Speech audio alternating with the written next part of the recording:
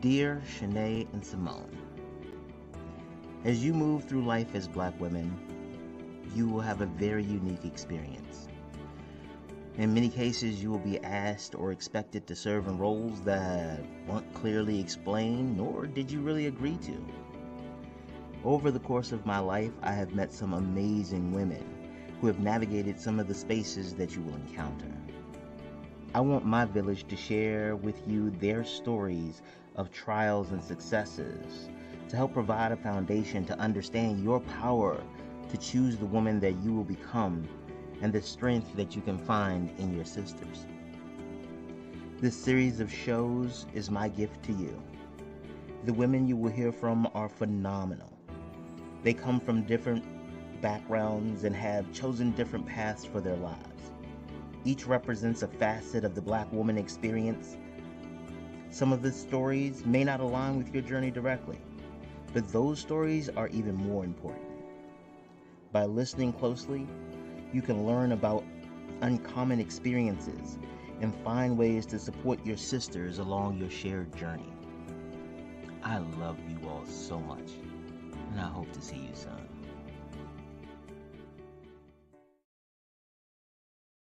So for those of you all who are not familiar with our month of Black women, that's what it is. An opportunity just to celebrate the dopeness of Black women. And I know some amazingly dope Black women. I told you, every day in and out, I bring to you all some of the dopest people y'all have ever met. I'm saying, and today is going to be no different. What I'm going to do right now, I'm going to bless all y'all. Because to the stage, I'm going to bring Dr. Quinhon Scott, one of my dearest friends, a professional educator, and thebomb.com. How's it going, Doc? All is well. How are you? I am doing really, really well. Thank you for so much for joining us today and really sharing your experience as a Black woman. Absolutely. So I have show notes that I have to keep up with because Horse is trying to help me, Crazy Horse is trying to help me be more professional in what I do. And so one of the show notes he had to remind, he writes it down. He says, you know the people, the audience doesn't.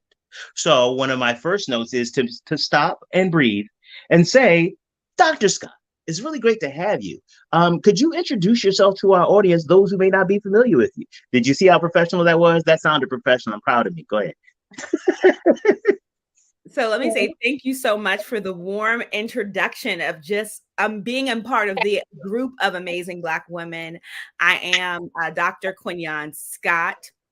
Over the last 20 years, I've had an amazing job of or career, I'll say, journey in education, going from teacher to teacher leader to principal and now to central office. I'll say the highlight really of my career has been my time as principal, being able to support teachers as they are teaching students and ensuring that students are able to be productive citizens. And I think about the most memorable moments, and there's been so many, but introducing students to the very first day of the real world, which I call graduation. Mm-hmm. Okay.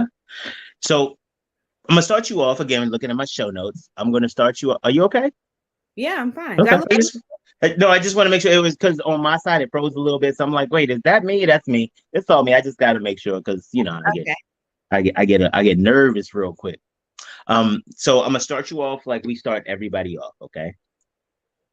Jeff Bezos shoots a rocket into outer space, and it gets into orbit, and some aliens are driving past Earth, and they're like, "Oh, what's happening over there?" So they pull their spaceship over, get to Earth, is like, "Yo, there's like 7 billion sentient beings here." And they start categorizing and looking at how we all show up differently. And they realize that one of the categories is the Black woman. So they pull you out of the universe of Black women on the planet Earth and they say, Dr. Scott, if you could do us a favor, we have no reference points on humans and what it's like to be human. Can you tell us what it's like to be a Black woman? How would you answer the aliens?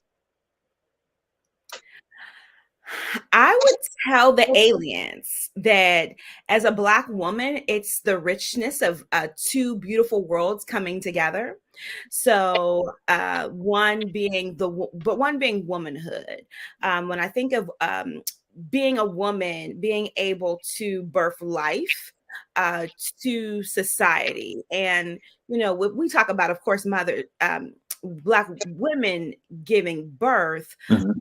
we do way more than just give birth to children, to other humans, right? Per the alien, but we breathe life.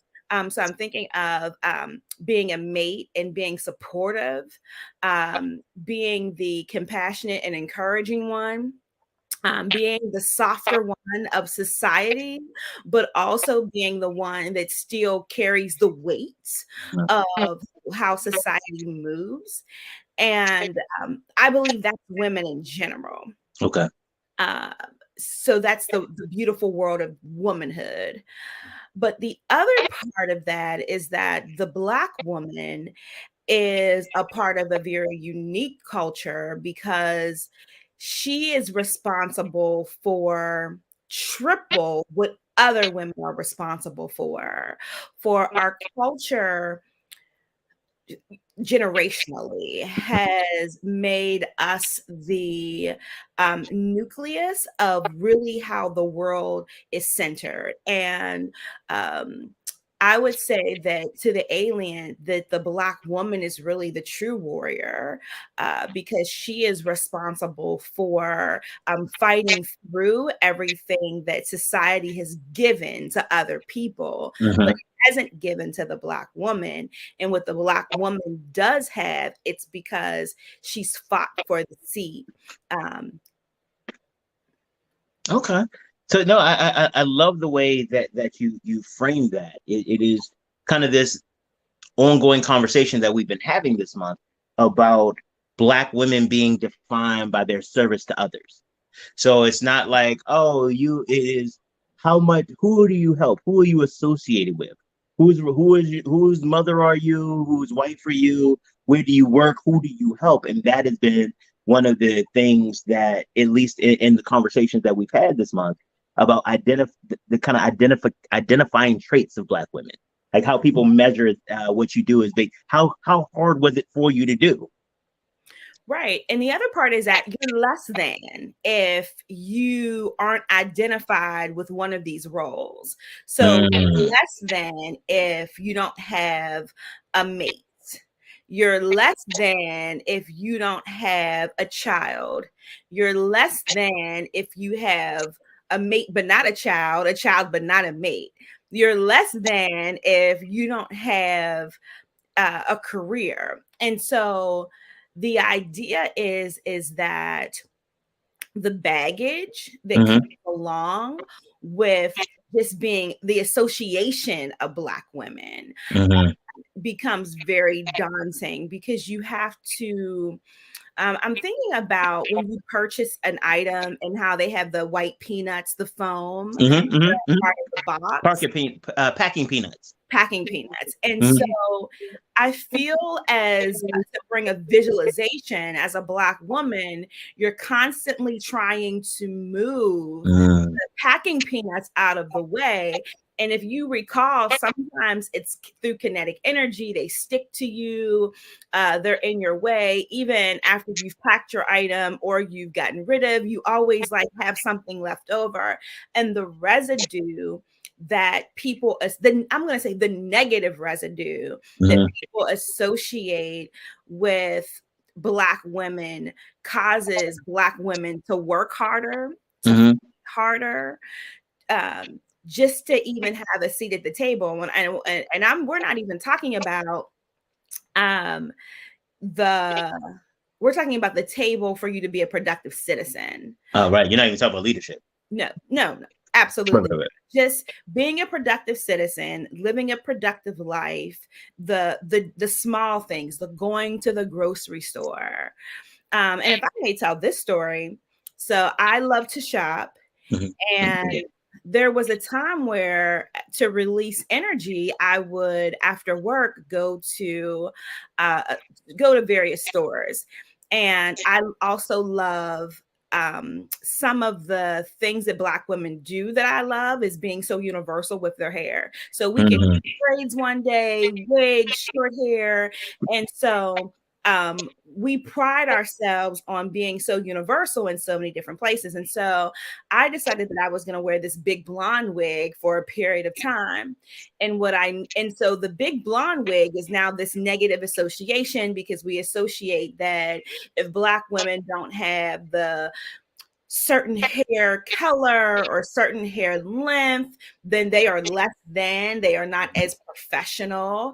And the same store that I went into pretty much weekly then began to give me less than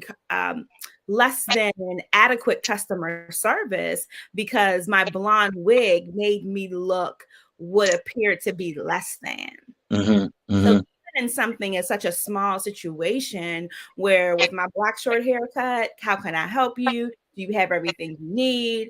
With my blonde hair, it was tension and eyes, and so much so that I stopped going into the store because I realized that I was being judged based on my hair versus the person who would spend a decent amount of money in the store.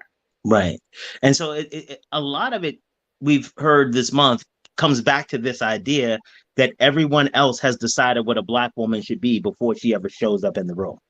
Like, but if you come in with blonde hair, we've already decided that we took a vote. Black women with blonde hair are ghetto. They're gonna steal something. They're those types of women and move on, as opposed to recognizing that everyone is unique. And I know when I was young, there was this little group of thieves that, like, shoplifters or whatever. One of them was a good guy, like good looking kid, clean shaven, and the other ones looked like they was from the regular neighborhood. And they would go in and they would have the clean cut kid go in, and then everybody else would come in, and the clean cut kid would be robbing these people blind because they were looking for the ones that look like thieves. Mm. And so it was one of those things that I see the same thing happening to Black women.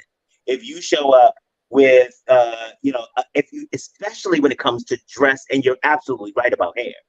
If you show up, and it won't save you all the time, but if you showed up dressed like you live in a disinvested urban neighborhood, shall we say, or ghetto as they call it colloquially, that people will absolutely respond to you that way. And not just respond to you, but also it becomes to your point about the blonde hair, it becomes difficult to get over that. So you're always that chick again. How do you navigate the spaces where you being authentic, whether it's yellow hair, pink hair, braids, wigs, whatever, that those are still aspects of you? How do you deal with the fact that when you show up, some of them may be rebuffed, like in this situation? So let me just say that I've had to navigate it all of my life. The thing that I'm thinking about is that my name is Quinhon. And so people associate, oh, she ghetto because her name is Quinhon. And people, that association, as one of the things I've dealt with has led me to not always being authentic. So when I think about over the years with my resume, I've been QN Goodlow, I've been Q Nancy Goodlow, Goodlow being my maiden name. And then after I got married, I ventured off to go back to Quinhon. It was difficult. And then I play back and forth, really depending on what's happening in society. And hearing Black women's names. So right now we have Ketanji, right? And so I'm sort of hanging this hat off of Quinhon.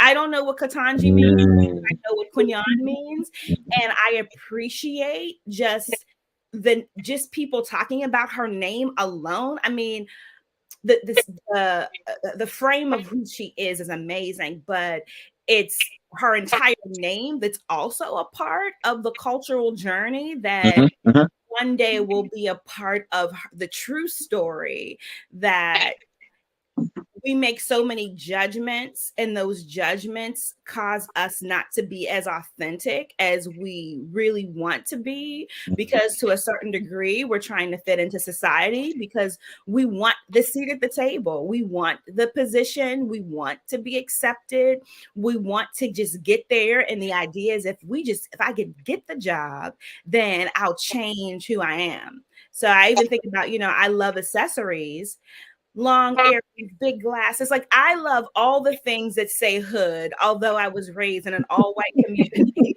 where my parents were like, you speak like this. This is the ideal way.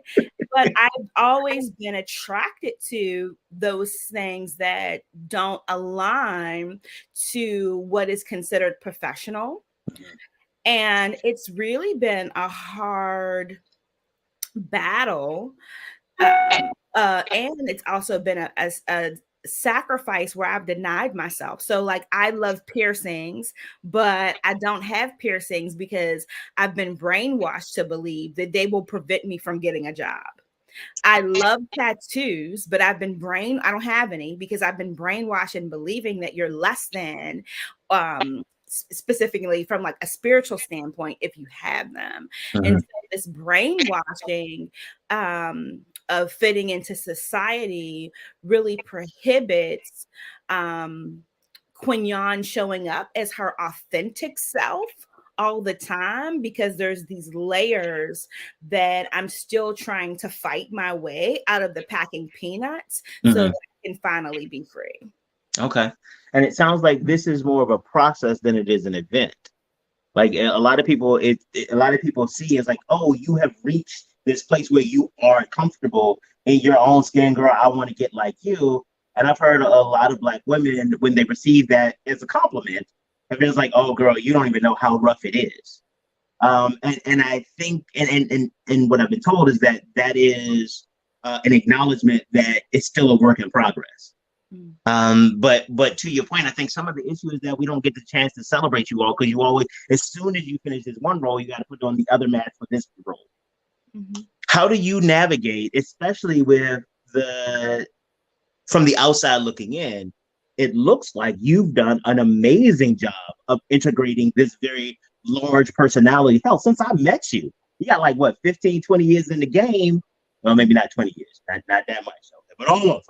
We got 17. I've been here 17 years. Okay, so we got 17 years in the game, and you have always shown up to me, outside looking in, as this big personality. As you walk in, and you are the room. But and to hear now this idea that it is an active navigation, it doesn't look like that. It just looks like who you are. And I think sometimes, especially for Black women, it is this idea to just put that face up and, maybe not let people know how rough it is getting there. Maybe not let people know. Do you find that being a thing, like having to hide, feeling like you have to hide vulnerabilities to live up to this Black woman code or image? So I won't say I feel like I have to hide. I've always felt like one of my gifts is that I can bring energy to the room, and I enjoy, like, it's the personal touch, and so I enjoy that is out of the many gifts that I have, that is the one of the gifts that I truly cherish, because it's transferable of energy. So how I show up, if you want to show up, please show up that way. It's that role model part of me. I feel like how I show up is not really about Quinhon. It's about all of the hundreds of students that I serve, and that they know that they can show up this way too. So my experience has been, I show up authentically like myself, and then down the road I hear that it's caused me for people to question who I am. So I'll give you an example. I started a new district, and I left Baltimore City, went to Baltimore County, and when I left Baltimore City and transitioned into Baltimore County, I had red hair, and it had like a little pink highlight to it. And I remember being called in, like, your hair is unacceptable. please consider that it doesn't align to what some of the other Black women in our county have. Ooh.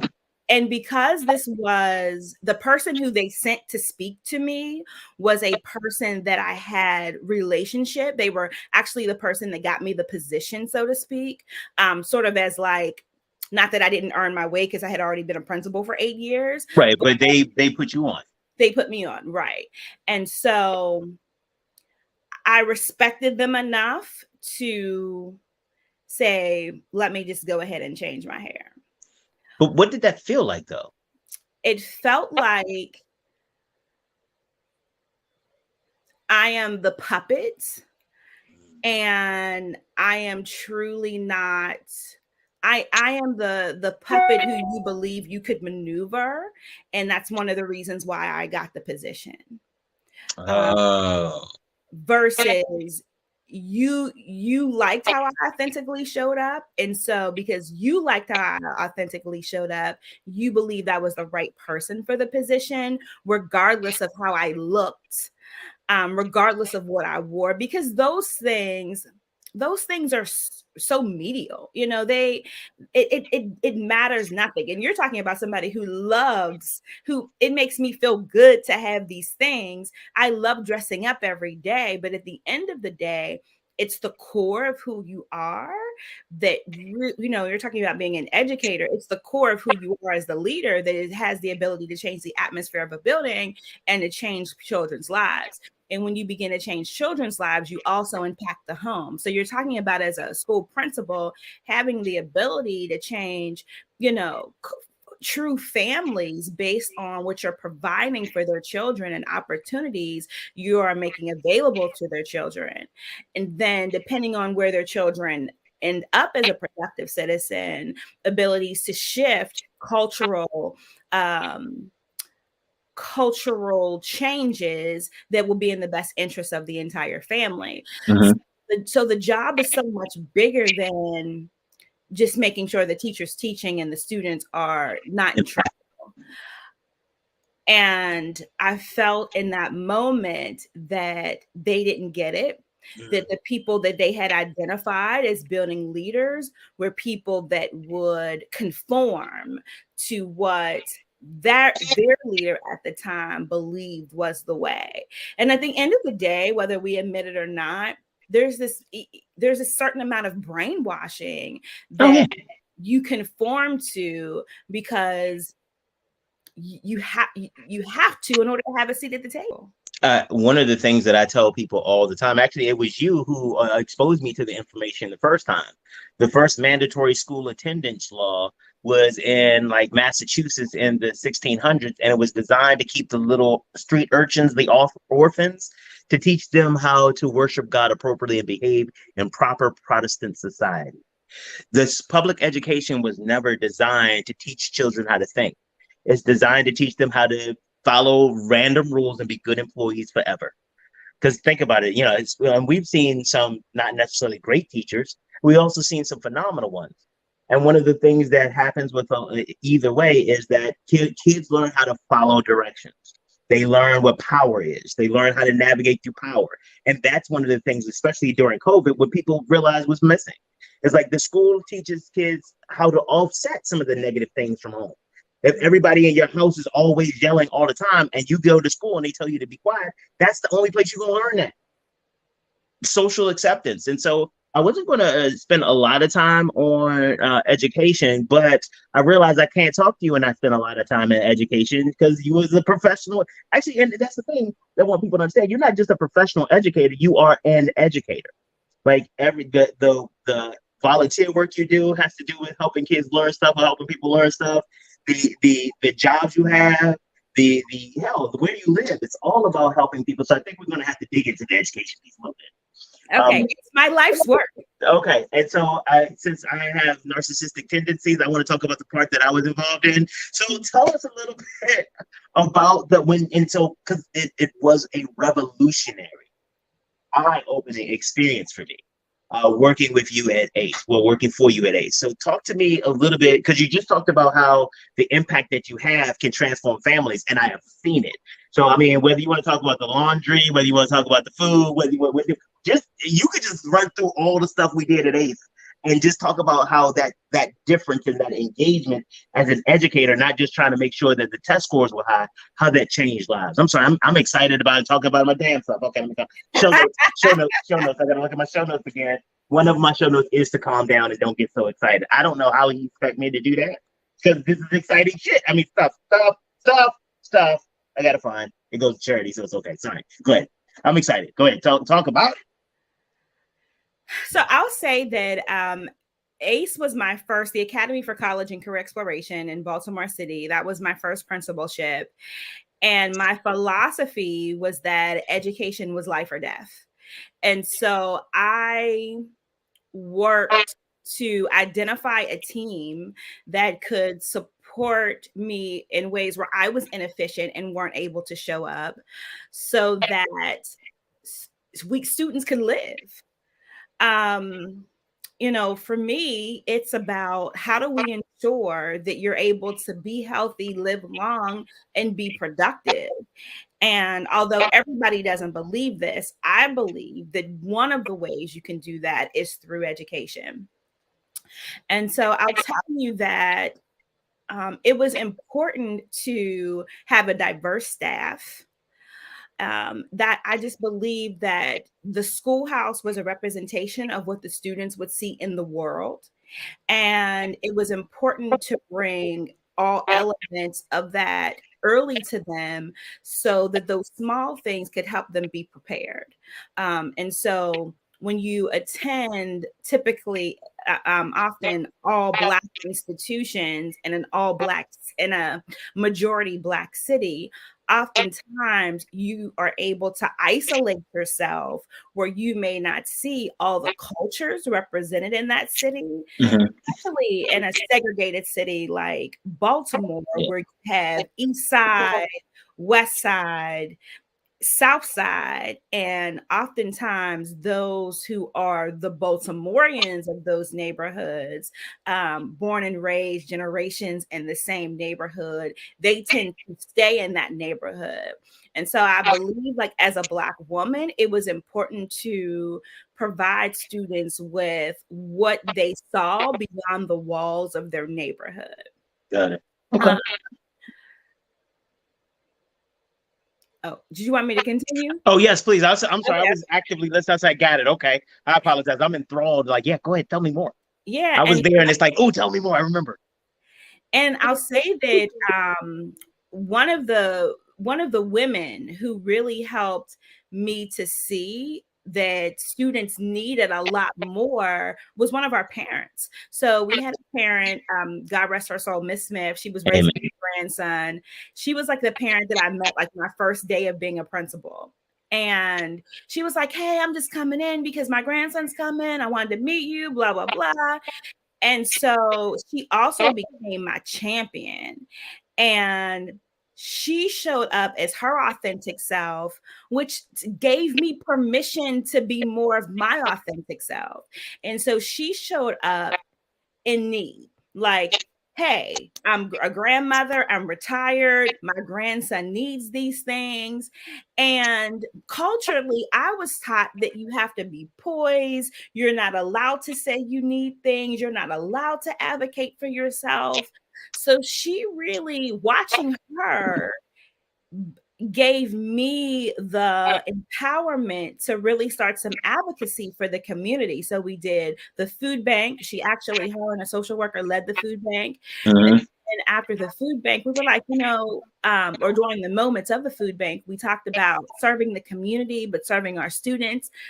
Then it was serving some of the teachers. So this idea that because you're a professional, you don't need anything. When I learned, it was such a humbling moment, because I remember learning that people who received the same paycheck that we received, but may have had different situations. Like it doesn't really matter the money, it's the situation. Yeah. And there were people that in this situation who needed items from the food bank.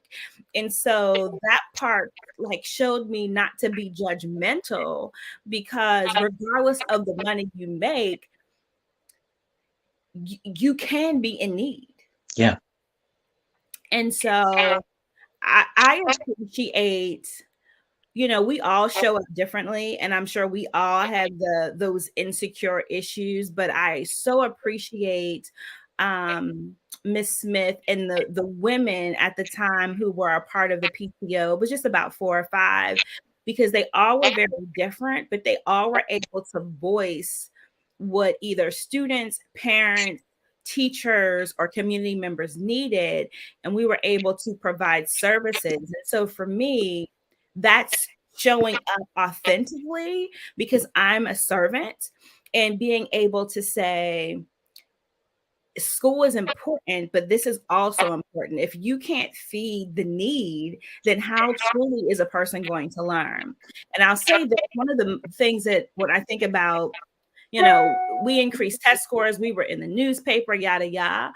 But some of the rich moments are, we used to deliver Thanksgiving Day baskets. Yeah. And it's so funny because I tell this story all the time, but I'm being a little emotional right now. But we would go to the homes, and it was so great because you truly got to see how students were living. And in some cases, it was less than favorable. And when I say less than favorable, ideally you want people to have furniture. And so we went to homes where there were no furniture.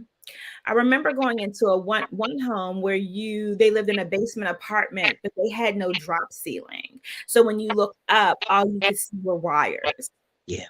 And so authentically, it was like the Black woman carries this burden on her back, right? So like, okay, look, come on, Black women, which were a group of women that I was close to at work, was like, look, we got to make this happen. We got to make sure these families get Thanksgiving dinners. We did 30 this year. Next year, we got to do 40. Like, it was always more and more, because I took on, if nothing else, and this was selfish on my part, I love Thanksgiving. So I'm like, look, if nothing else on Thanksgiving, they're going to have a good meal. Like, right. They're gonna turkey, they're going to have all the trimmings. We're not just going to give them a food bank meal. We're going to personally customize the basket. We're going to do this because I remember, Thanksgiving. And it was important for teachers and staff members to deliver those versus us hiring a company, because that could have very well been done.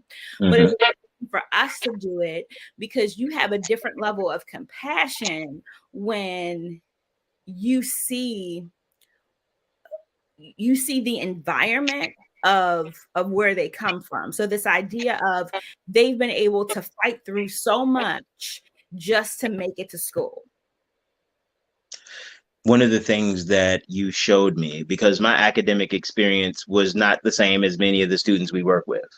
I love school. School was my place to shine. It was the one place where nobody was, the teachers weren't going to beat me up, and they were happy about me being smart. In the neighborhood, it was like, oh, this dude again, he got something to say, and I get beat up and stuff like that. So for me, school was always about pleasing them and being what they wanted me to be. And when I started working with you guys, it was a really weird realignment, because you all showed me, like you're saying, like the quality of education did not matter if they were hungry. That things like, as an adult, I'm like, that shouldn't even matter to you. Like, who cares what your clothes look like if they had rips in it?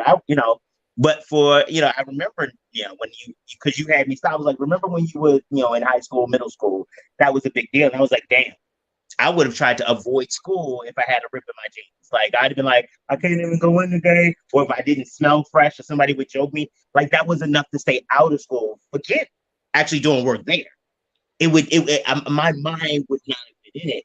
And you all really did a great job of realigning that for me. The team, and some of it was this showing up and recognizing that these are people, not, would you tell me, they're not just numbers on my spreadsheets. And how did you get to the point that you saw them as people? Because one of the things that I said when we were there is like, this is not even education anymore. We are a social services organization, and that we have exceeded the mandate of education in multiple aspects and areas. And what I found was, because I was the data guy, it was actually impacting the data. The stuff we were doing inside that also helped, but all of the food banks, the garden out back, the after school programs having nothing to do with education and stuff like that, they actually had a impact on the data, the educational data. And it was amazing to me. How did you know that would happen, or because you committed a lot of resources? Like there was no hesitation. It was like, we're all going to do this. This is what this school does now. And it was like, but it's not education though. That's not what. There's a district manual, and the district manual does not say anything about food banks. Actually, it says we probably shouldn't. But you committed the entire institution to it. And real talk, there weren't a lot of people early on who were down for it. How did you know to keep going? Yeah, I'll just say that I remember being upset that there was no checkbox for all the extras we were doing that involved students' wholeness. We didn't get credit for any of that, right? And so I had to make a conscious decision. Do you just continually invest in what you get credit for, or do you invest in your belief? Mm. And I think that ties directly into what Black women go through, because I think it's a constant ongoing question that Black women are forced to ask themselves. Do you go for what you truly believe in? We see this all the time with like women and Black women as they deal with Black men. You don't, you want to honor the Black man, but it's this push and pull of, do I position myself for what I believe in that really may not get me far, or do I take them down to court for child support because it's what society says it's a quick win. It's less communication, less involvement of one another, but it gets the end result. Right. So I'll say that emotionally, I had many long nights because you only have, let's just say you have 5 major resources of money. And when you're using 2 and 3 of them for what your belief, it doesn't allow you to use the full amount for what they want you to, which is education. And I think about, ACE was a place where we exposed students to college and career. And so we did lots every month, every third Thursday of the month, students had opportunities to do field trips, basically anchored in college and careers. And I'll say, field trip to the Supreme Court chamber or a college tour, but it was something. And those resources of transportation, actually paying for tickets and those things, it could have been going to curriculum. It could have been going to, all of the things that make that meet the checklist. Right. And in many cases, I was borderline defiant, because I remember there was a couple of emails that you got that they were like, "What are you doing over there?" Right. And I could remember walking the building with our CEO and like him side-eyeing me like, okay, is this necessary? But I truly believed that it was. I truly believe that students needed exposure was important. And exposure comes in different ways. So we talk about how people show up, but exposure is, I was trying to think of an example, but the best example I can think of is that students went to Hopkins one day, Johns Hopkins University, and they were learning about different positions outside of the medical field that are at the university. And they learned that the president, someone said, "How much do you think the president of the university makes?" And this was like in 2009. And so somebody was like, "Oh, $100,000. And so long story short, after all of these guesses, it came like $300,000+. And the students were like, "What? A person can make that much money?" And I too was like, wow, that's a lot of money for one person to make. And so that exposure expands you to believe you can do other things beyond your current circumstances, because I don't know anybody that's making 300 plus thousand a year. Like, I don't know anybody personally. Right. And so, but to know that I live in a city where that happens, that encourages me that I can go beyond the walls of my neighborhood. So that's what we tried to do. And not just tried, we did a good job of it too, because I had the data. And that was one of the other parts, was that you did this investment because it was the right thing to do. The data, you believed that the data was going to show and it was going to have a positive impact on student achievement. But the problem was that was still a risk. And like literally you let your entire job ride on it. I'm wondering, like, what gave you the strength of conviction to risk it all like that? Because that was a big risk for kids that ain't yours, that does not increase your payroll, your paycheck, which actually puts you at greater risk. You see what I'm saying? Like, there's a lot of reasons, and let's be honest, we've seen a lot of other principals have opportunities and not take them. Why did you do it though? Yeah, and I think about what the time I served in Baltimore City anyway, we had over 40 principals get fired. And I used that wasn't that in a year? Like over a 2-year period of time. Okay, it was 2 years. Yeah. 2 to 3 year period of time. And I used to walk the building like, my time may be coming, like it's gonna catch up to me, almost kind of fearful. I'm not really sure what made me be the risk taker, because I don't know. I think if I would ask myself, like, are you a risk taker? I would probably say no, but my work, you know, I would call you a liar for that one. I would call you a liar. My work in my life says that I am a risk taker. I'll share this. So I grew up in Pittsburgh. I went to a large Baptist church, Central Baptist Church in Pittsburgh, and there were big up to Central. Yes, big up to Central, home, you know. And one of my best friend's moms, Annette Scott, who was a principal when I was growing up, she was a school principal, and she used to have a minivan, right?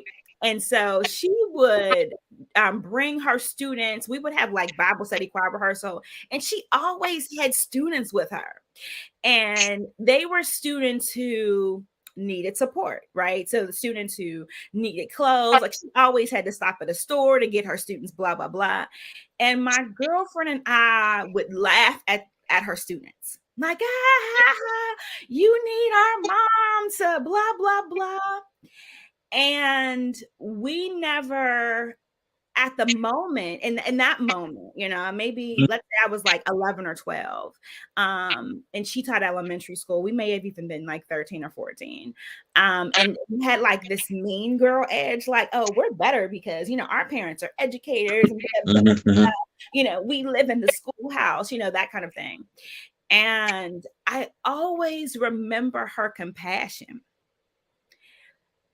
And so I think subconsciously, and I have not spoke to, so she was Jordan got married and now she's a Scott, but I have not spoke to her or seen her in God knows when, at least easily like 15 years. But I always remember her compassion of like, you got a minivan to help your kids out. Like, you're taking all of these risks, because you know you can't take students home. You're taking all of these risks. And I also, when I moved to Baltimore, I met an Annette Scott. So Shonda Duncan, who we both big ups to Shonda Duncan. Yes, Beth Math teacher out there. She had adopted one of her students. And I was like, girl, what? Like, hearing this story, the girl didn't stole her car and she didn't turn the girl's life around. I'm like, no. And she adopted her. And so seeing that relationship truly reminded me of Annette. And it's like, it was just always with me, kind of like the packing peanut that just stuck with me.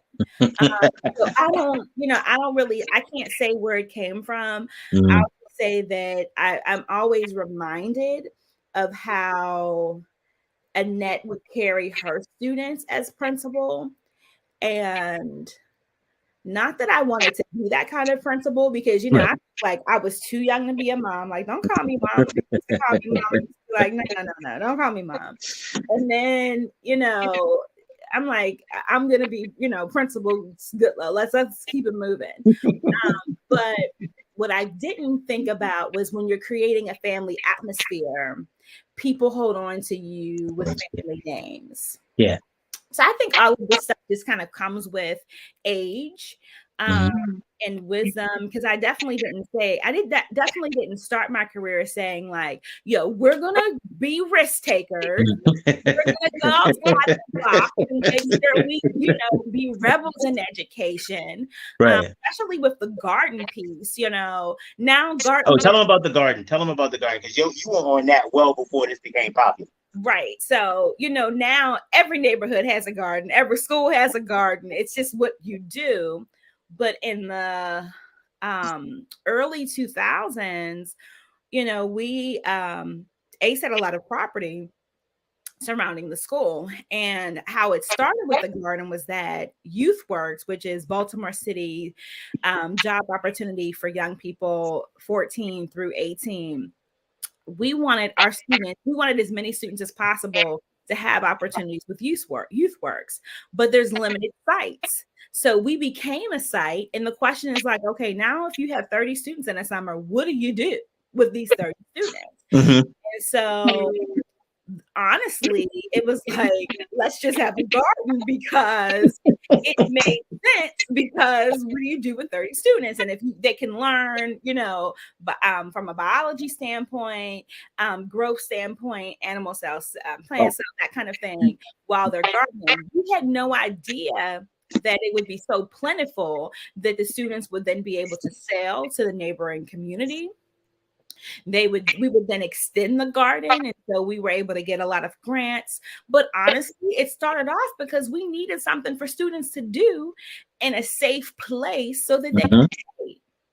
One of the other things about the garden as well is that you used a partnership. I think they were called Blue Water at the time, Yes. and to remediate the asphalt. So it wasn't just, hey, let's do some stuff just to get my kids something to do. It's like we took it a step further, and you made sure that it was meaningful, that they understood about the environmental impact. They understood about what asphalt was chemically, about how this process and these machines worked in the business side, and making it more than just checkbox. Yeah. So as we were preparing for the garden, we learned that stormwater doesn't produce as rich quality as fruits and vegetables as if the water has been generated. And I'm Mm-hmm. like, first of all, stormwater, like the whole thing just, A whole bunch of new words and concepts, right? yeah, I'm like, okay. So I'll say that one of the things that I will say is that Baltimore City got rid of a lot of school operators, and it was a movement. The movement didn't last long, because many school operators didn't really have the best interest of the entire population, and it Mm-hmm. became a money issue. Mm-hmm. But the school operators at ACE, they really use their resources to help support the vision, and they really wanted so I believe they really wanted the school to be successful, but Mm-hmm. in the school being successful, their resources help students. So I think about, you were in charge of overseeing internships, Mm-hmm. and or overseeing the team that did internships. And how awesome it is that as a junior in high school, for 16 weeks you have an internship that exposes you to a field that you may have heard of, you may not have heard of, but you think you want to do, and you get hands-on experience in high school. That was very unique. Yeah. And it wasn't just like, make copies. And so talk about not his name. There was a student who most of when you first started talking about him getting an internship, because he was on the spectrum and was in some ways nonverbal. People initially just started writing him off like, oh well, we'll create a waiver for him. He doesn't have to participate. And I remember you being very clear, like, absolutely, he will participate. And not only did he get into the internship program, we found him a site and he thrived. He was so, because, and I said this because I talked about making copies, and I was like, we didn't just have making copies, except for that guy. He was so happy on the days that he would have his internship and he would have to go. He was nonverbal and he would just go in there and point to the stuff that he was supposed to get. And it changed the dynamic of him in the school. Before that, he would just like walk around and ignore everybody, not walking around with any purpose, going to the next class. But once he had that internship, again wasn't really smiling, but like there was light in his eyes, there was purpose. He had something to do, and he was part of the community. He was a human being that was part of our community, and I think that's one of the things that I gotta. Because again, it was a transformative experience for me. I told y'all I know dope people. Y'all thought I was joking? Nah, I don't joke about dopeness. Don't nobody joke about dope here. So the last thing that I want you to talk about, and for me, it is, there's so many things that moved me there, but I remember you telling me when you first got there, you found that there were these 8 girls who were the worst girls in the school. I love this story. Tell them about how you addressed the larger the problem children of the building.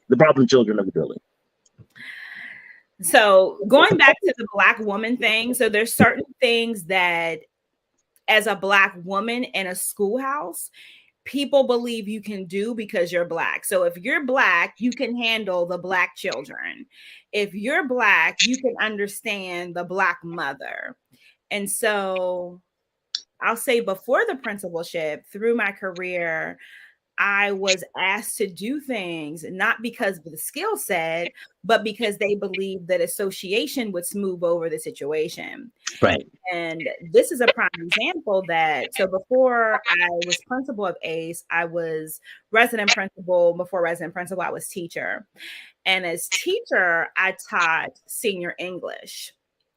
And there was a 9th grade English teacher, white Caucasian male, and he had these young ladies in his classroom, and they would torment him. He was unable to get a lesson complete. And so initially they asked me just to like sit in the classroom. So when I would sit in classroom, the young ladies would be okay and he would be able to get a lesson through. But of course, I can't sit in your classroom every single day. So they literally changed my entire schedule around so that during his period, and if you've never worked in a high school, to change one teacher's schedule around is daunting. Yes. And we're talking about mid-year, not like, the first of the year, the first day of school. We're talking in mid-year. So whoever took on this daunting task changes my entire schedule around so that these young ladies could be taught by me during the period where they should be with the 9th grade English teacher. But because they were too hood enough, they were too smart mouth enough, they needed to be taught by me. So one thing I want to point out here to your point. The white man did not know what to do. So they rearranged the entire world so a Black woman can solve the problem. I really want to make sure that we understand what was going on. Like, that is literally the definition of misogyny right there. I didn't want them to move. I didn't want the audience to skip over that part, because I think that is the consistent theme, like you said before, of Black women. When everything else is going to hell, we don't know what to do. The white guy, he's a good teacher, but he can't control them. So let's rearrange the world so the Black lady can save us yet again. And go ahead and tell them how you save them too. That's the funny part. And we were a class. I mean, I would say that the same way I taught the other students, I taught them. But I'll say the horrifying part about that experience was that the students learned. I love them. One of the young ladies is expecting like any moment now. And so I am looking forward to just seeing, I mean, all of them pretty much have children, but it's such a blessing to me to see them on social media, because they're a part of my journey, as much as I'm a part of theirs. And so I appreciate the element of social media that we can keep in touch. But I'll say to that situation, the same person who was like, kind of like a pseudo administrator, but not really have the credentials. But it was his idea to get the young ladies out of the class, blah, blah, blah. The same gentleman that was like, oh, you know, they are going to work for you. Like, you do a great job with them. When they weren't getting kicked out of my class, when they were learning and being successful, he was coming in, taking notes, like, and criticizing, right? Like, are you sure that's now he's never taught English. He was a social studies instructor, but he's criticizing me. But you're the reason why they're in here. I was hired to teach senior English, but now I'm teaching ninth grade and senior English because you were saving another teacher, so the other teacher doesn't look bad. But because the situation's working out so well, you now want to criticize me, or not criticize, critique me, because you're trying to figure out what's really going on. And those are elements that we experience all the time of, you know, we train, we support, we encourage, we resolve situations, and then the element of surprise comes back to us because it's this underlying resentment of how could you, why did you, was there something else going on? But you must have cheated. Right. When the true issue is that it's the unresolved within yourself, because the bad part is he always questioned why he couldn't do it, or why he couldn't coach the teacher so that the teacher could do it. And this is the sad part. He ended up being a part of my leadership team, but we never saw eye to eye because there was this level of resentment based on that situation. And one of the things I know you're talking about, one of the things with him as well was the resentment wasn't just that you pulled it off. It was that things were going well for you. And as a white dude, they weren't going well for him. And like that, I have seen this idea that how could you do that? You shouldn't be able to pull that off. And so as the aliens are grateful for your engagement and the information that you have shared with them, it has enlightened them. They have one more question for you. You have described some of the challenges and some of the benefits of being a Black woman. If there were some things that you could change about the world, if you had all of the alien tech, because these are really powerful aliens, so they got some serious tech.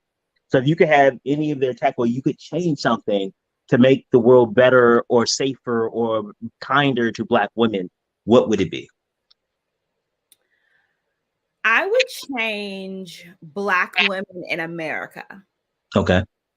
I think we are still in the shadow of being ripped from our culture and having to be here. And although we're generations removed, although society has opened many doors for Black women, we're still fighting the fight that we were ripped from our culture. Our families were broken. Mm-hmm. And that hurt is still with us. You can't resolve something that's still happening. Right. Because while it's so funny, it's kind of like and somebody used this as an example.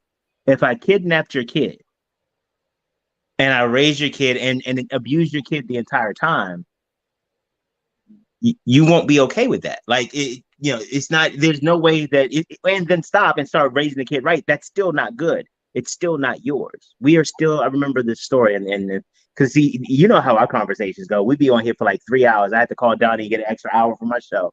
But the one lady as the story, this woman had gone to do some work internationally, and she had gone to one of the African countries, and she was introducing herself, and they had a translator, and she said, my name is whatever my name is, and I'm an African American woman from blah, blah, blah.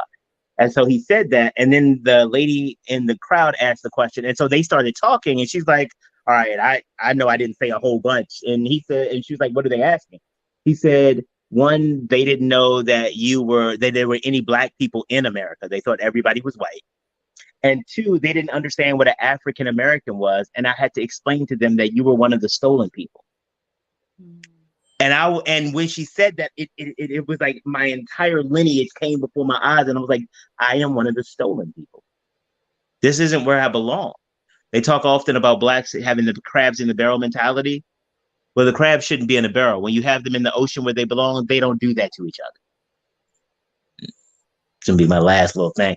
I'm sorry. You know what? I just realized that I got to go back to my show notes. I was getting worked up again. Now that they got notes against it. Okay. Thank you so much. This has been an amazing conversation. And I really am grateful for you for just being open and honest and sharing your experiences as a Black woman. So I know if somebody wants to contact you to get some more information about not just your experience as a Black woman, but some professional consulting, because I know you got a lot. If they want to know more about education, navigating their career, I know you've coached principals, teachers. How can people get in contact with you? Yep. So you can get in contact with me via email. And it's literally my name that you see on the screen, QUINHONN, Scott@gmail.com. So that's probably the best way to get in contact with me. If you're on social media, I am on Instagram. I am PD Principal. Mm-hmm. And I'm trying to lean into starting TikToks. And so I'm PD Principal on TikTok too, but okay. Haven't started anything yet. So please feel free. And the other thing I'll share is that recently I've been advocating with parents that they realize at a younger age, when I say like kindergarten through third grade, that their child may have some deficits and may need some special needs services. And at my last advocacy meeting with teachers, I realized that the school system doesn't always have Black and brown children's best interests at heart, especially at the end of the year. The school has already gotten their money for the year. They're like, they can be diagnosed next year. We don't want to add anything to a caseload, and the impact and element that can bring. Yeah. And so if you have those kind of needs, please feel free to reach out to me because I've been a part of the system. I can navigate the system. All things education. If you need some help or support, make sure that you hit Dr. Scott up. Dr. Scott, thank you so much for joining me today. I tell people I know dope people all the time. I'm glad that they get to meet you. Thank you for having me. It's so good to see you. Absolutely. And I will look forward to it because this ain't going to be the last time. I'm looking forward to talking to you again. Yay. Have a great one. Will do. Bye-bye. Bye. Yo, I told you. I know dope people. Y'all don't even know how deep my bench is on dopeness. We are so grateful to Dr. Scott for coming through and blessing our audience with some information about her experience as a Black woman. Tomorrow, we're going to have a great time, and we will be Black